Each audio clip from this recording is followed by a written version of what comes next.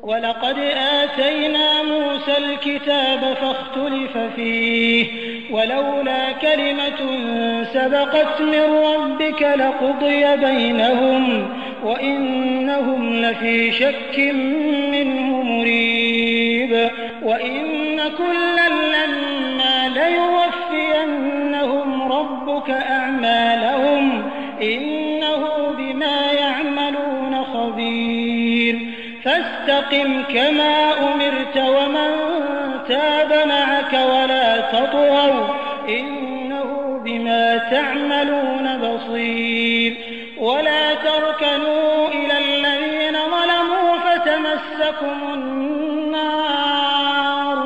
فتمسكم النار وما لكم من دون الله من أولياء ثم لا تنصرون وأقم الصلاة طرفي النهار وزلفا من الليل إن الحسنات يذهبن السيئات ذلك ذكرى للذاكرين واصبر فإن الله لا يضيع أجر المحسنين فلولا كان من القرون من قبلكم أولو بقية ينهون عن الفساد في الأرض إلا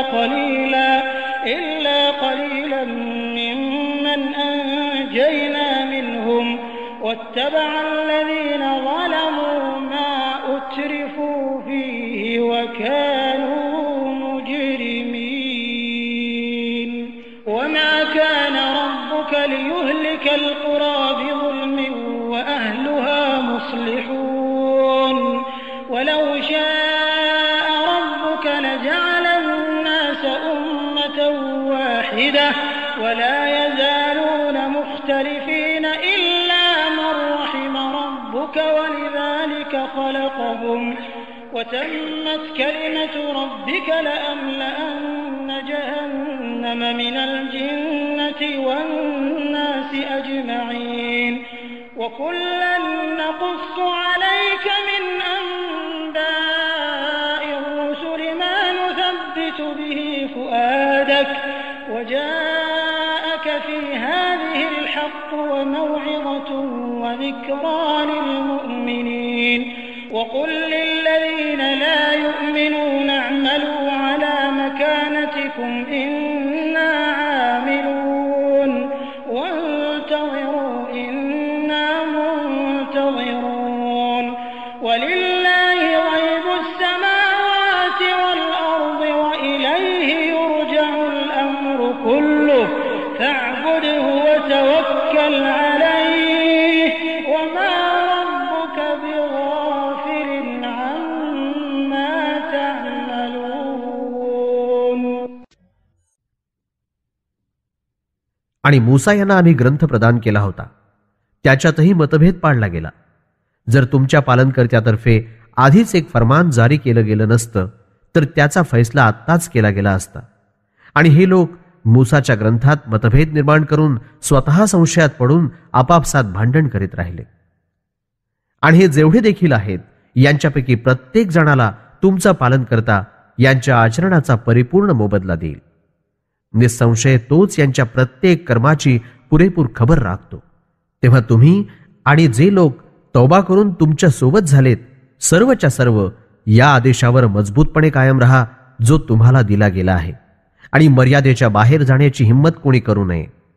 निस्संदेह तुम्ही जे काही कर्म करता अल्लाह ते पाहत आहे. आणि अत्याचारी लोकांकडे झुकू नका, नाहीतर आग तुम्हाला भाजून टाकेल. तेव्हा मात्र अल्लाहच्या शिवाय तुम्हाला दुसरा कोणीही मित्र काहीच उपयोगी पडणार नाही आणि तुमच्या मदतीसाठीही कोणी येणार नाही. आणि दिवसाच्या दोन्ही किनाऱ्यांवर नमाज कायम करा आणि रात्रीच्या एका हिश्श्यातही नमाज कायम करा. निस्संदेह नेक कर्मांमध्ये हा गुण आहे की वाईट गोष्टींना ती दूर करतात. ही गोष्ट अशा सर्व लोकांनी ध्यानात ठेवायची आहे जे उपदेश ध्यानात राखणारे आहेत. धीर धरून आपल्या मनावर ताबा ठेवा. तेव्हा ही गोष्ट अगदी खरी आहे की अल्लाहच्या जवळ नेकी करणाऱ्यांचा मोबदला कधीही वाया जात नाही.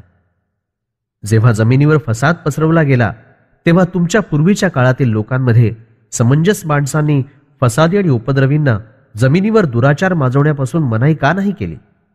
काही लोकांनी मनाई केली तेव्हा आम्ही त्यांना वाचवलं, पण मोठ्या संख्येत असलेले अत्याचारी खुशहाल धनवान लोक आपली मौज मजा कायम राखण्यासाठी उलट अपराध्यांचे साथीदार बनले. आणि तुमच्या पालनकर्त्याचा हा नियम नव्हे की वस्तीवाल्यांचा जबरदस्तीनं नायनाट करून टाकावा, जेव्हा त्या ठिकाणचे लोक सुधारणा करण्यात लागले असावेत. जर तुमच्या पालनकर्त्याची इच्छा असती की सर्वच्या सर्व लोक एकाच प्रकारचे व्हावेत तर तो असं करूही शकत होता. पण इथे या लोकांना वेगवेगळ्या मार्गावर चालत राहण्याची सूट दिली गेली आहे. परंतु जो कोणी सत्य गोष्टीत मतभेद करण्यापासून दूर राहिला तर त्यानं आपल्या पालनकर्त्याची कृपा प्राप्त केली आणि यासाठीच त्यानं यांना निर्माण केलं होतं. आणि तुमच्या पालनकर्त्याची ही गोष्ट देखील पूर्ण झाल्याशिवाय राहणार नाही की मी जिन्न आणि मानवांना एकत्र करून जहन्नम भरून टाकेन. पूर्वी पाठवलेल्या पैगंबरांचे बहुतेक अहवाल आणि घटना आम्ही तुम्हाला वर्णन करून सांगितल्या, यासाठी की त्यांचे अहवाल सादर करून आम्ही तुमची मनं अधिक मजबूत करावी आणि त्यांच्या घटनांमध्ये तुमच्यासाठी सत्य आणि उपदेशाच्या गोष्टी पाठवल्या गेल्या आहेत. आणि ईमान राखणाऱ्यांकरता या गोष्टी फार विचार करण्याच्या आहेत. अजूनही जे लोक ईमान स्वीकारत नाहीत त्यांना सांगा की तुम्ही आपल्या जागी काम करीत राहा आणि आम्हीही आपलं काम करीत राहू, आणि परिणामाची तुम्ही वाट बघा आणि आम्ही देखील वाट पाहतो. आकाशामध्ये आणि जमिनीत जे काही अदृश्य आहे, म्हणजे लोकांच्या नजरेला न दिसणारं आहे, ते सर्व अल्लाहचं आहे आणि सर्व कामांचा शेवट त्याच्याचकडे जाऊन समोर येईल. तेव्हा तुम्ही फक्त त्याच एका अल्लाहची उपासना करीत राहा आणि त्याच्याच मदतीवर भरोसा राखा. आणि लोको, जे काही तुम्ही करता अल्लाह त्यापासून बेखबर नाही.